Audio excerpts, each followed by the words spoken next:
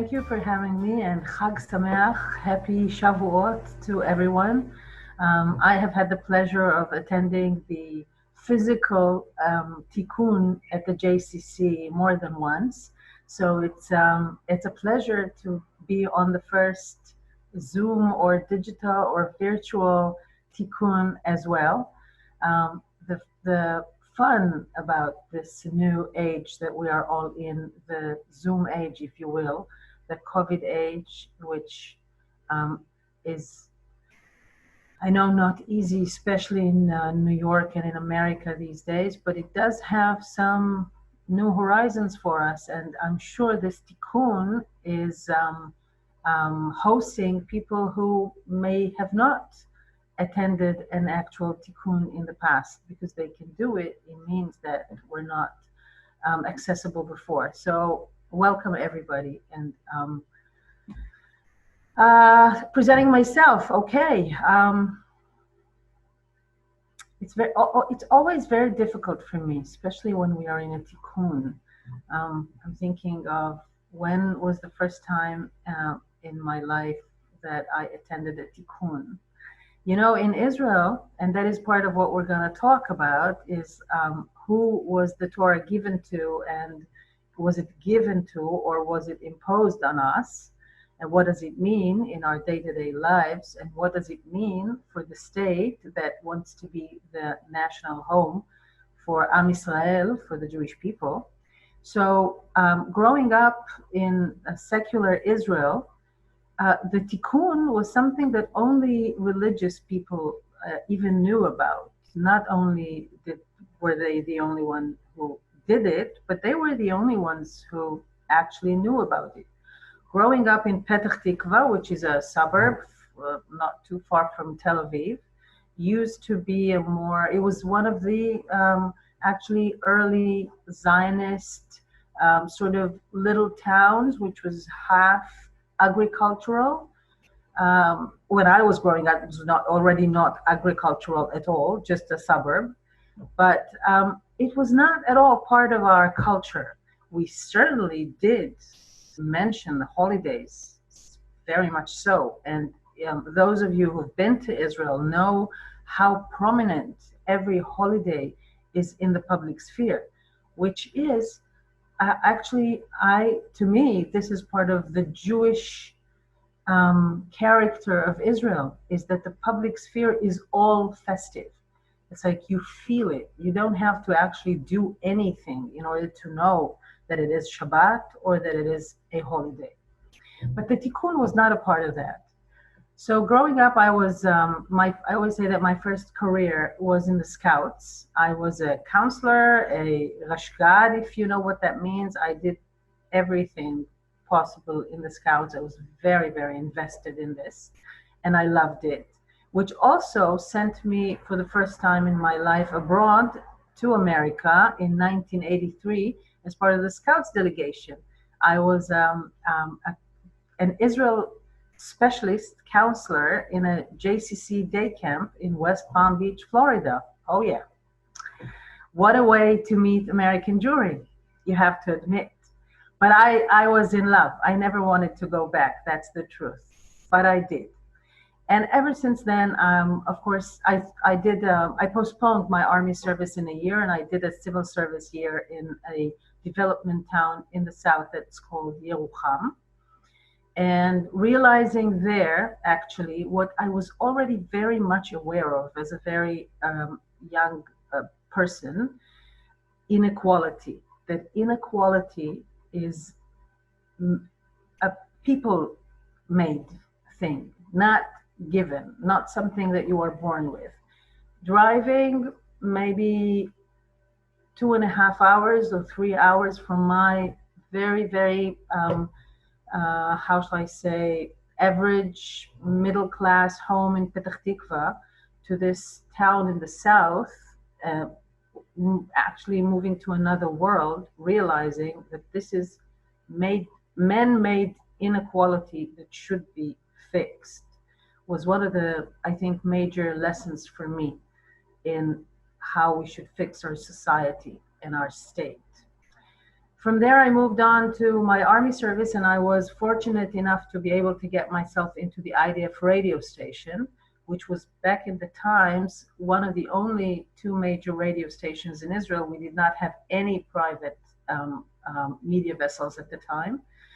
And from there, I started my very long career on the media. I had the pleasure of doing primetime television shows and radio shows, which I was the producer and host of, having a lot of fun, doing a lot of things that I believed in. And soon enough, in 1996, when Israel was at the end of the militarist chauvinist era of it, I had the privilege and the opportunity, actually, and I took it with both hands, to start the first ever feminist campaign in Israel against sexual offenses at all, against rape, sexual harassment. We did not have the word sexual harassment in the language yet at the time.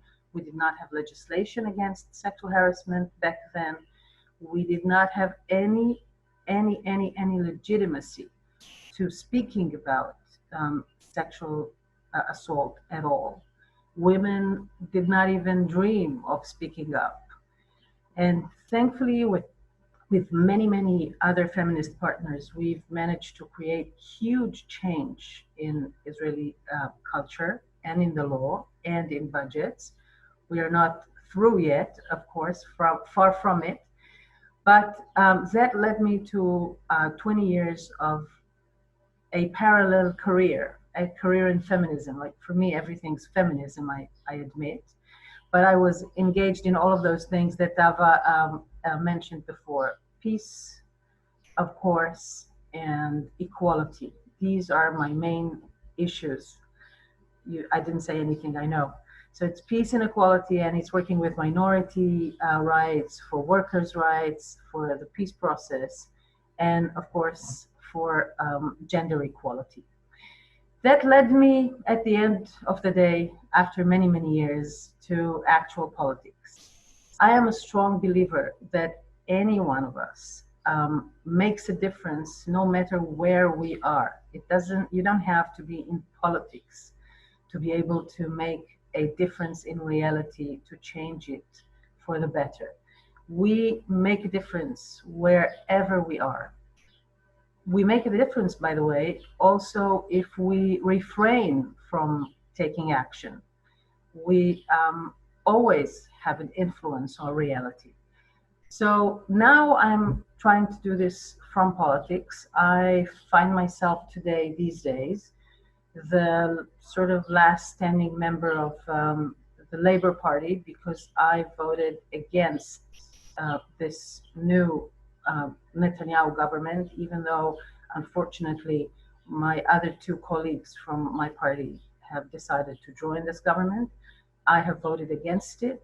I am still against it. I think it's a dangerous government for Israel, and I am working for building a political power that will soon enough be able to replace it. So that's in a nutshell. Thank you. I'm jumping back on. There's a couple of questions in the Q&A. One is about your decision to choose politics as the outlet for impact and social change through your work. And I'd love you to speak about that. Well, as I started saying, I never planned on going to politics. I was doing my work on the media, as I said, having a lot of fun, doing a lot of creative work. And in '96, I was very well known in Israel. And I was known for wearing very short, among other things, of course, for wearing very short miniskirts, eating with my hands on television, and being very opinionated.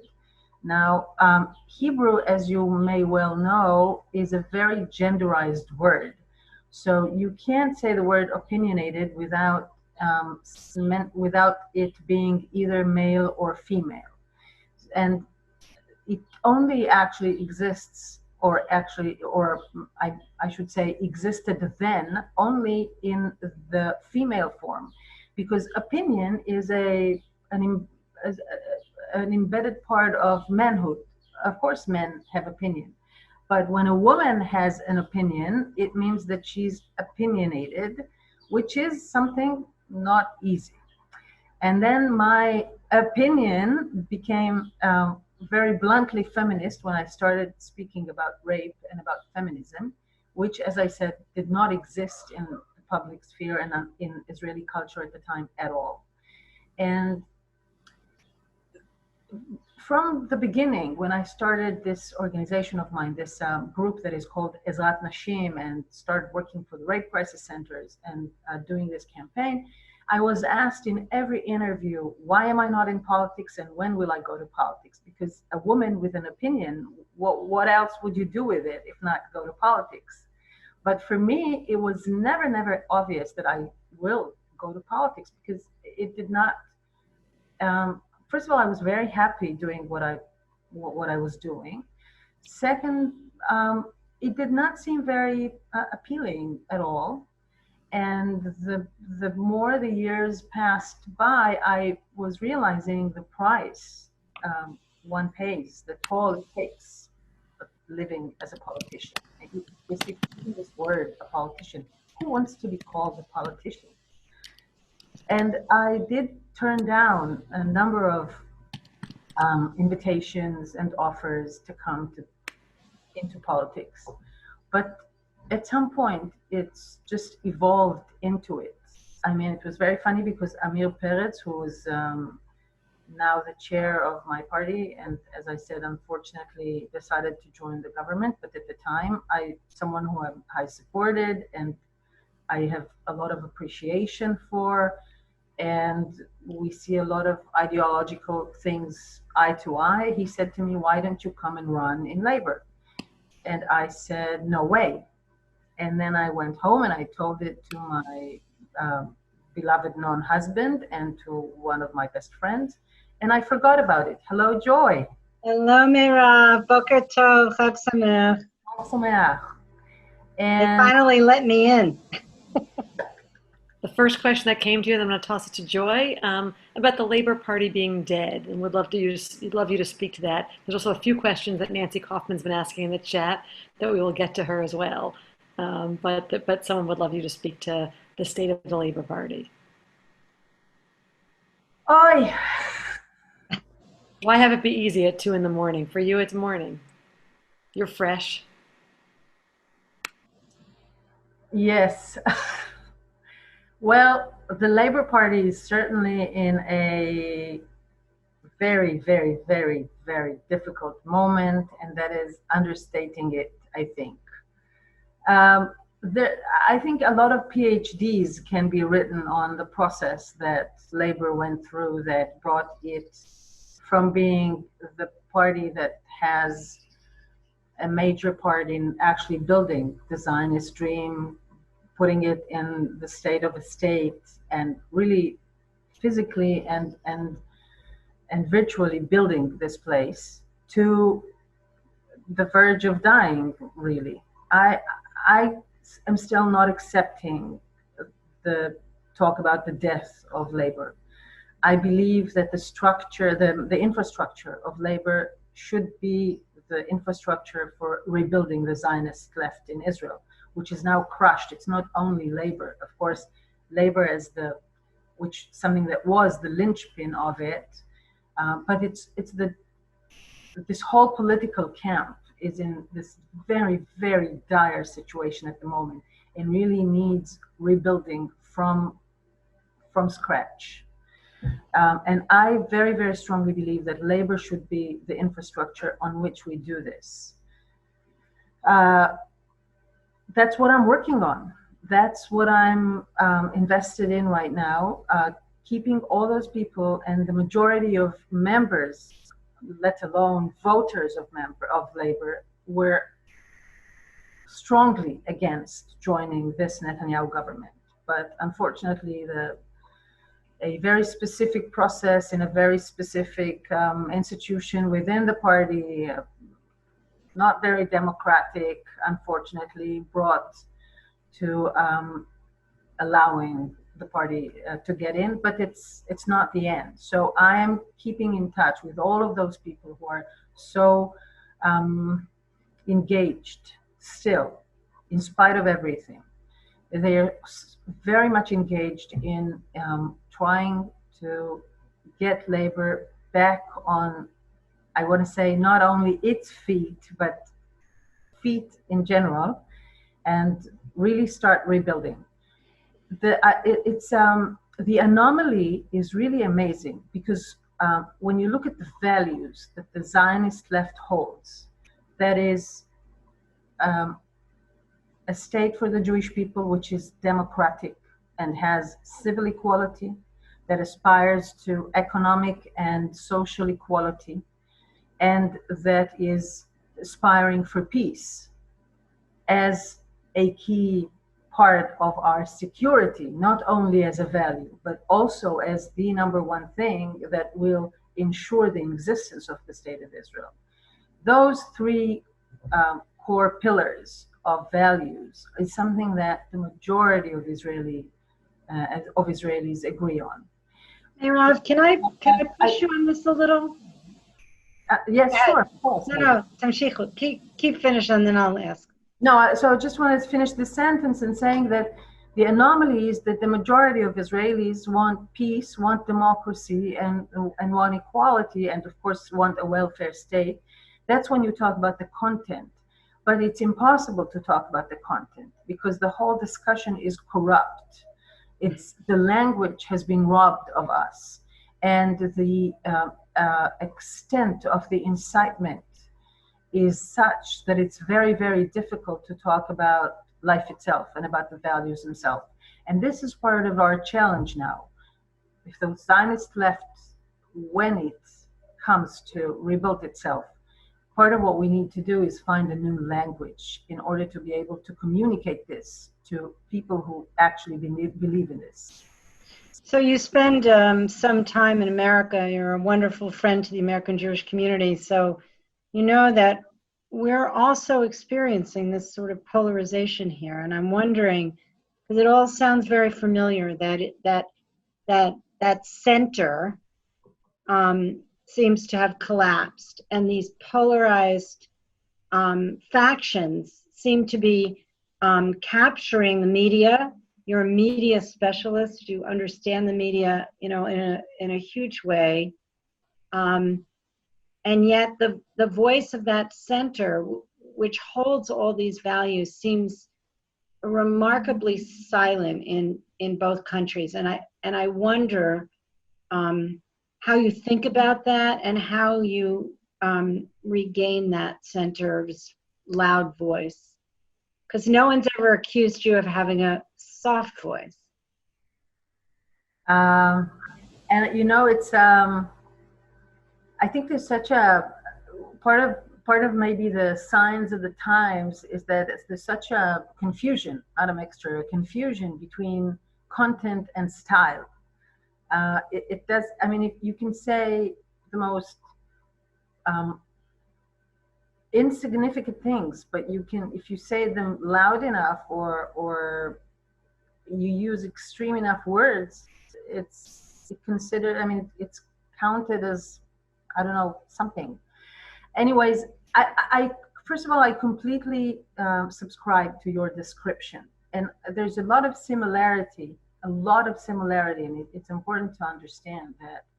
It's interesting. There's the process that took place in Israel sort of mirrored I think in delay of a few years in American Jewry, but is now happening in America in general.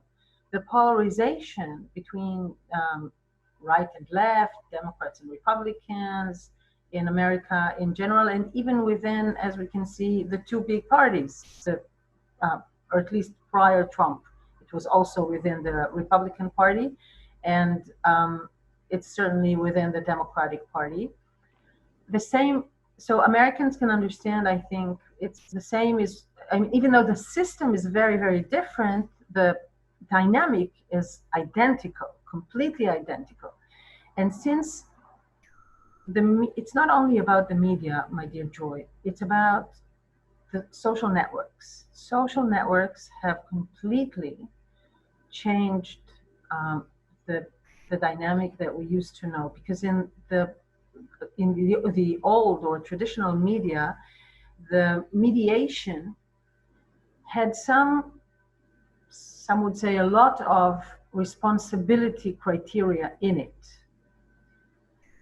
With the social networks, we do not have this sort of mediation. And it has, of course, its advantages, that more people can be heard. People that may have not had in the past any access to the media have now platforms. But there is no responsibility, none whatsoever. And also there's such the multitude of number of voices and platforms is such that it is very, very difficult to extract from it a coherent voice. And so the only things that come across are very, very, very loud and extreme voices. These are the only ones that you can extract from this, what turns out to be a huge noise. This is why it's so difficult to construct this center that in essence still exists. How do we do this? Well, there are no easy answers here. Try. I mean, I think it's fascinating because you wanted to talk about Sinai and these diverse multitude of voices, and we know it was quite loud there at Sinai, right? At least, so there was a lot of noise. This is nothing quite new, right? But there was leadership, and it does strike me that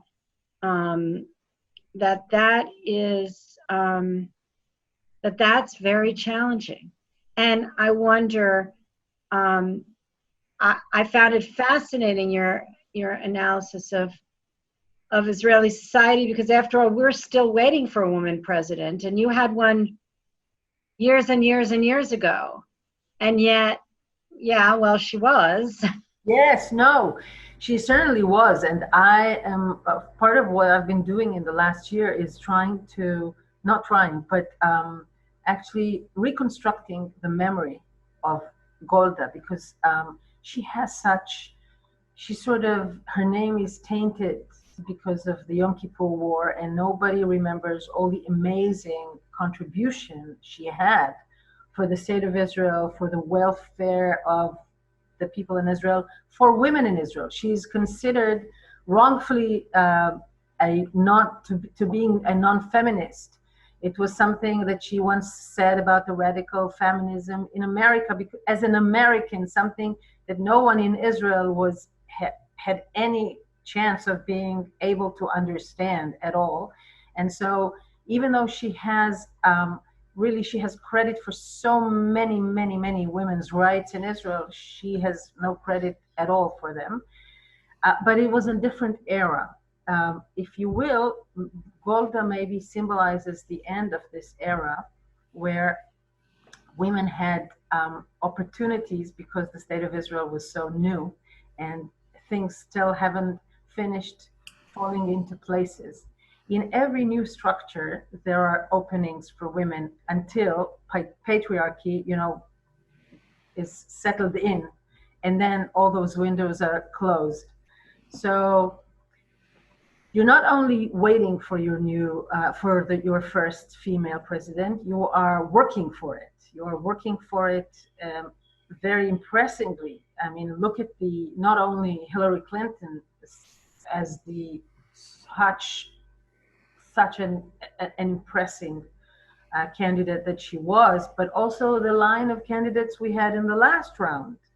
Each and every one of them bringing such important voices to the table and just putting themselves out there so courageously, I think, and giving women more and more models to look up to. and to see that you shouldn't be afraid and that you should go after it and that you should insist that you can. So we're not waiting for anything.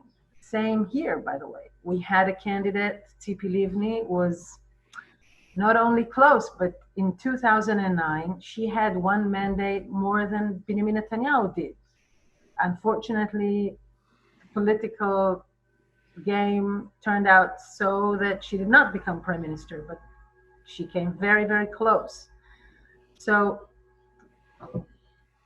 again, if you look at the UN report on women from 2015, which says that the division of the world assets and money and everything, the gender division is 99-1.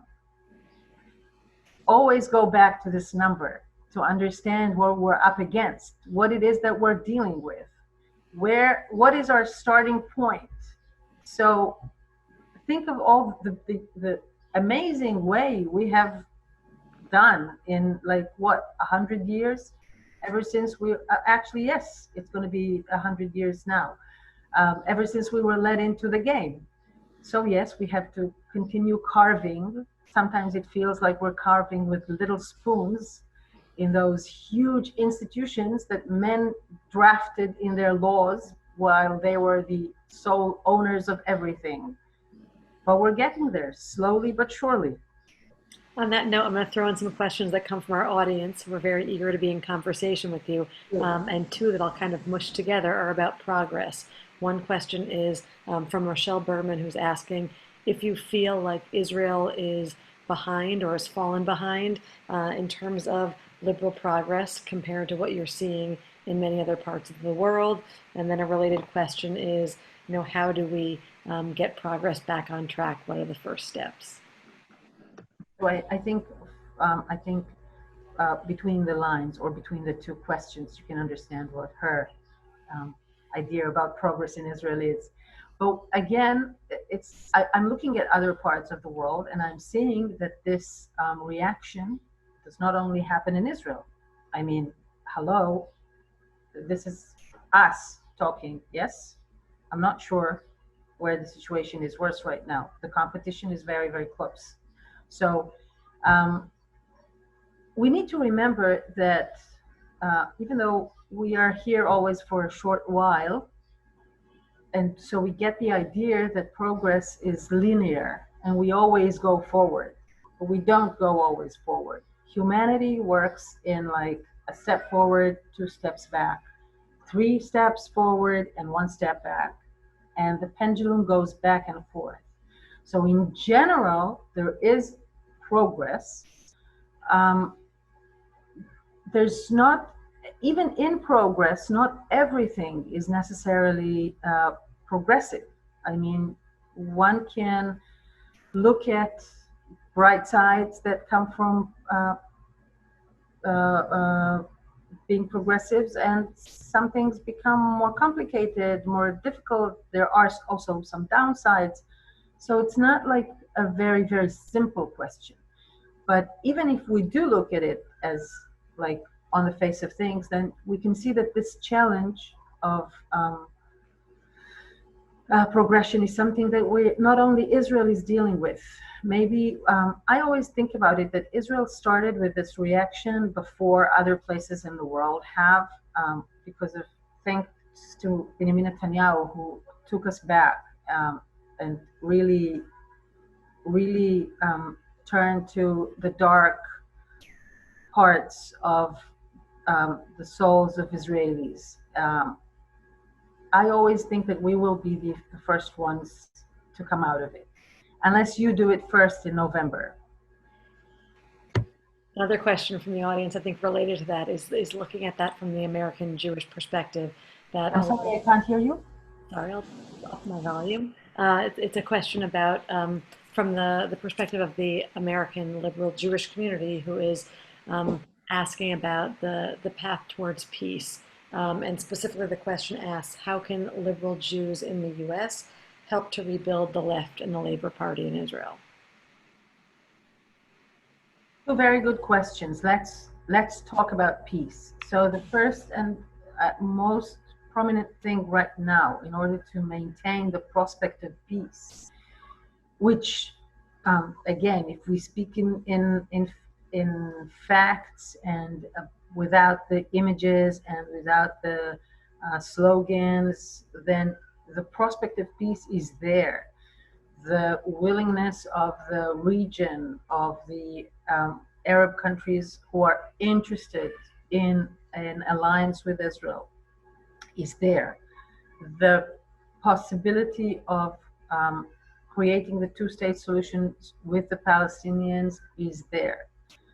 Not politically at the moment, but what we have to do in order to maintain the prospect of peace is fight the very, very dangerous possibility of annexation. Unfortunately, in the alliance between Netanyahu and Trump at the moment, it looks as if there is a genuine intention of going towards some kind of annexation starting July 1st. This is something that we worry about a lot, and we try to fight here in Israel as best we can, because it's just very, very dangerous. It's dangerous for the security of Israel, because it may lead to riots in the West Bank, because it may lead to the dismantling of the Palestinian Authority, because it may lead to the cancellation of the peace treaty between Israel and the Kingdom of Jordan. But the most important thing is that it might lead to, it might be the Rubicon on the way to the end of the two-state solution, which means the end of the Zionist dream, the end of Israel as the democratic state for the Jewish people. So this is the most important thing. If you're asking as American Jews, what can you do to help bring peace? First of all, help fight the annexation and strengthen in every possible way the parties and the organizations that still believe in peace, that are working towards peace, and don't join this conversation of desperation, of it's like there's nothing to do. Don't walk away, not from the peace and not from Israel. Because the problem is, part of the problem, and that Joy, when you are asking about the center before, okay? Part of the problem is that, and I think you see it as well. On the right, because they're winning, because they've been in power in Israel for so long, people are just becoming more and more engaged and more self-assured and with self-confidence. Whereas on the left, every time we lose, small battle, a big battle, people just give up and walk away, and they become so, and this desperation, this despair is the number one reason why we can't get back up on our feet again. So don't do that. This is the most important thing. Don't give up, not on peace, not on Israel, not on progression as the previous asked, not on any of those. Not giving up on the conversation is an important message. Joy. I think those of us who are deeply connected to Israel are looking for inspiration now, less in the political world and maybe more in the NGOs, in the relationships that are being built across borders. And I'm curious about work that you do with Muslim feminists, with Christian feminists, with politicians, and people, academics, artists, media people.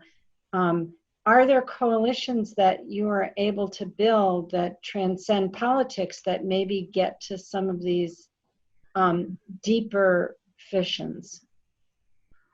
So I think, this is one of the things in which Israel and the US really differ in. You have a very rooted tradition of organizations that are working um, with politicians to promote the things, the values that you believe in, and there's a lot of exchange and really sort of coordinating the battles that you are engaging in. And in Israel, we don't have that. And one of the reasons we have a very wide and very vibrant civil society, yes, but when you say that it transcends politics, it doesn't transcend politics. What happens is that many of the NGOs are afraid to be identified as political, even though they are political genuinely in the sense that they are working to change reality for the way they want it to look like. It's because of this, there are generations of incitement against everything that is leftist, against everything that is human rights, um, um, related to everything that is peace oriented. So it's very, very difficult to transcend it, because the feeling is that if you even, I mean, the minute you speak about the values, if you get even somewhere around a politician, then it's sort of dangerous for you. This is part of the things that, this is one of the things that we'll have to find a way to do, in a sense that will give us real infrastructure, not to let them frighten us in that sense. They've already passed all the laws. I mean, I'm not saying that can't pass more laws, but to try and persecute organizations that have been fighting for peace and for human rights in Israel. So I think it's time, and I've been telling the organization that for a long time already, to just stand up and fight for what they believe in without apologizing and without being afraid. And I think there is the potential, not transcending politics, because realizing that it's politics in its core and just working to make it into political power. I see lots of questions in the chat. More of them, Matt. Someone's asked if you'd comment on the appointment of a single ambassador to both the U.S. and the UN, the U.S. and the UN. Well, as you can see, all of Netanyahu's decisions stem from his own personal interest, be it related to his trial or to his remaining in power, which is same. So he does what he needs to do for himself. It has nothing to do with what's good for Israel, for what's good for Israeli-America relationship, for anything else. That's my opinion about this nomination and the rest of them, the rest of the 37 ministers in this biggest ever wasteful government that they have just formed. So maybe this one relates. The question is, why do you think that Netanyahu was able to survive this past election and the formation of a government? And do you think there's something different now?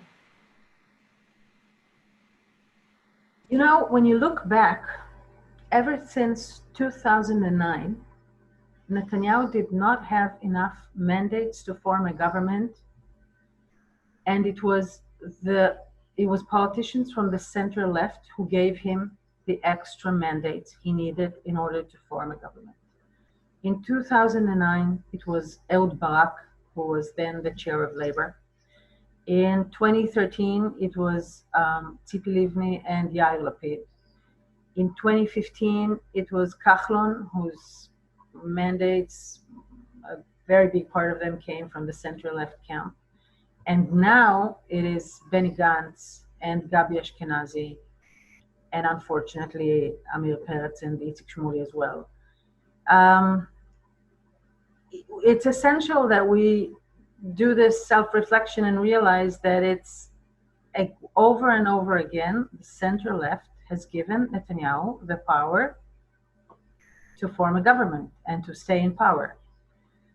So in a sense, I mean, this time it was more dramatic because we went through 3 rounds of elections, and because the promise to not sit with Netanyahu was like bigger than ever, and the breaking of this promise was bigger than ever. But um, um, the dynamic is the same as it's. If you look back, I mean, in retrospect, we have to understand that this is what's been going on from the beginning. So what we've been seeing is that the success. This is the formation, I would say, okay, or the how the success of the incitement plays out.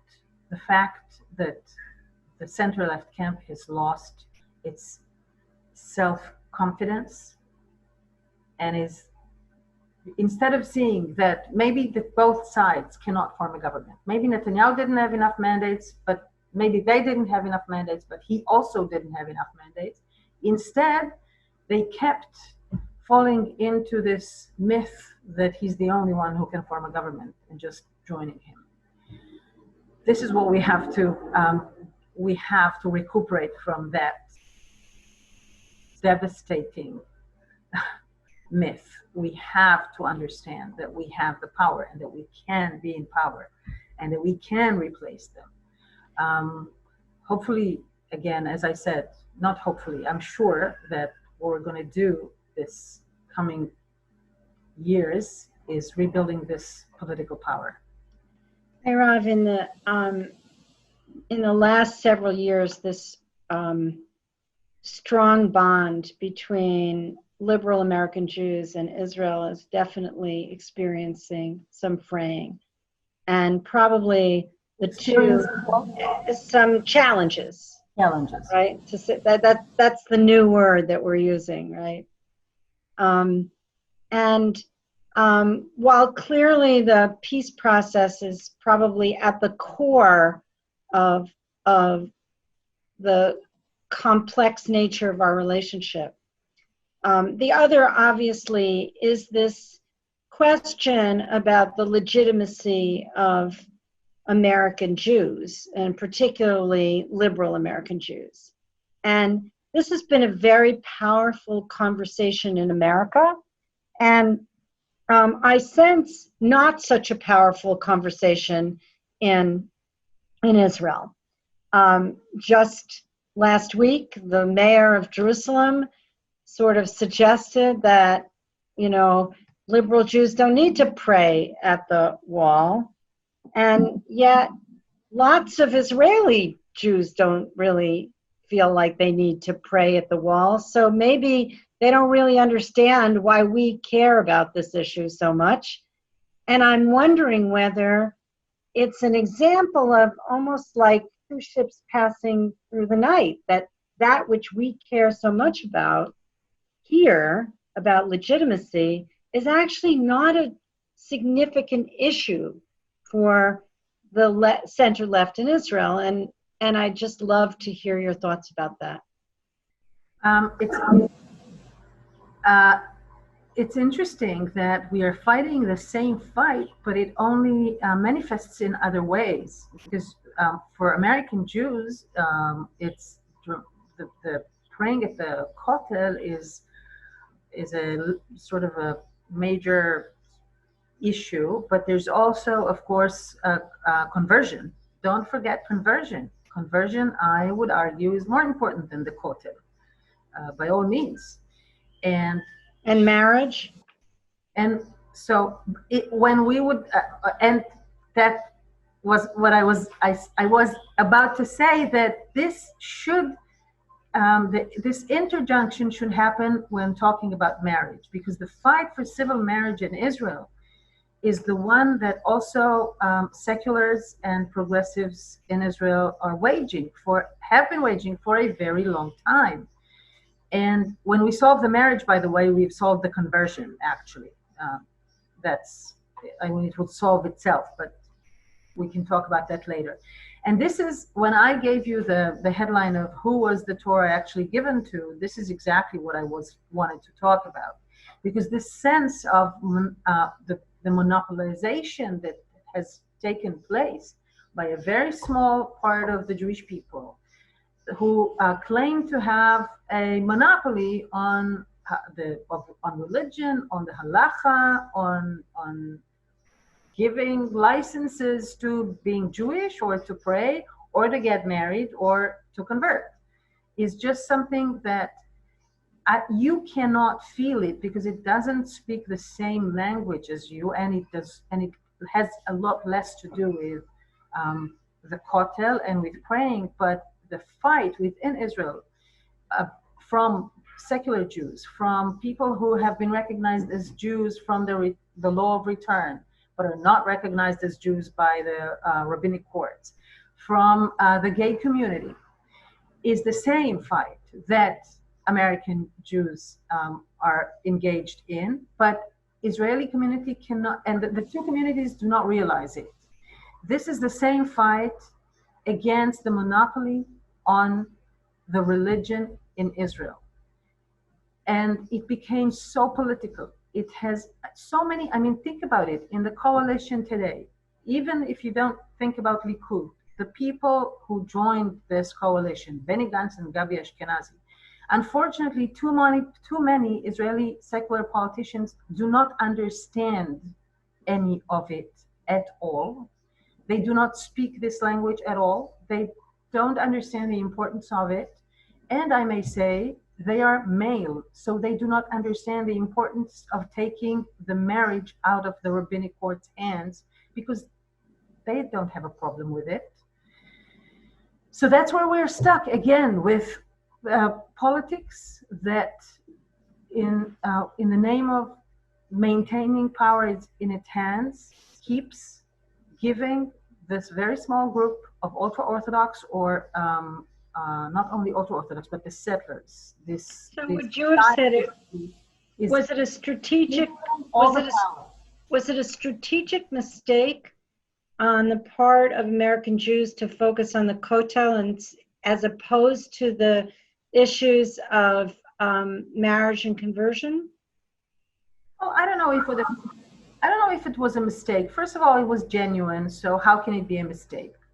But I think if we look forward, then certainly what we need to, I think, work on together is the fight on marriage. This is the most, I think the one also with the most chances of succeeding, of really breaking the walls between those two communities and realizing it's the same thing.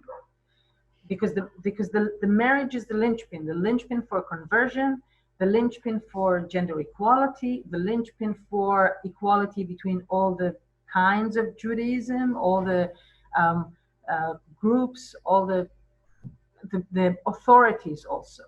So I think this is what we need to join hands and fight for together, and we'll get to the kotel from there. We have about 5 more minutes together. Just wanted to give both of you that framework, and Merav, if there's something in particular you want to be sure to get to. We do have a lot more questions in the chat, and I know the conversation could go on forever. One of the questions that just popped up was about the strength of this government and any conditions you could imagine for a 4th round of elections, or if this government will be able to stand.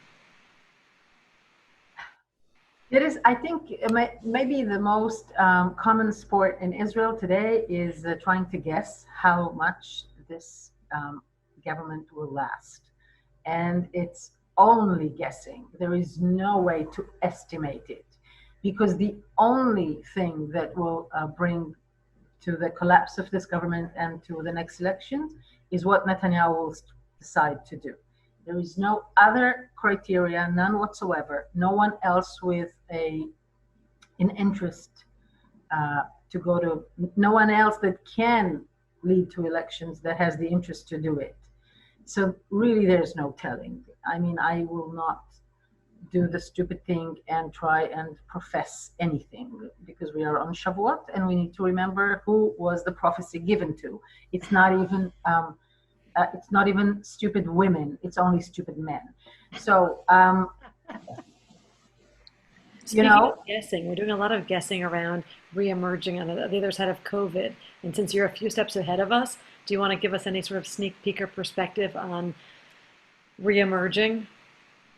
First of all, I have to say that last night there was an emergency. All of a sudden, there was a burst of 60 new sick people with COVID in these last 2 days. So let's be careful with reemerging.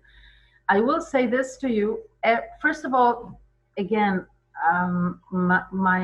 my heart goes out to all those people who have lost their dear ones to COVID. It's like so many people in the U.S. It's inconceivable. It's just hard to realize it. Nothing, to be taken lightly.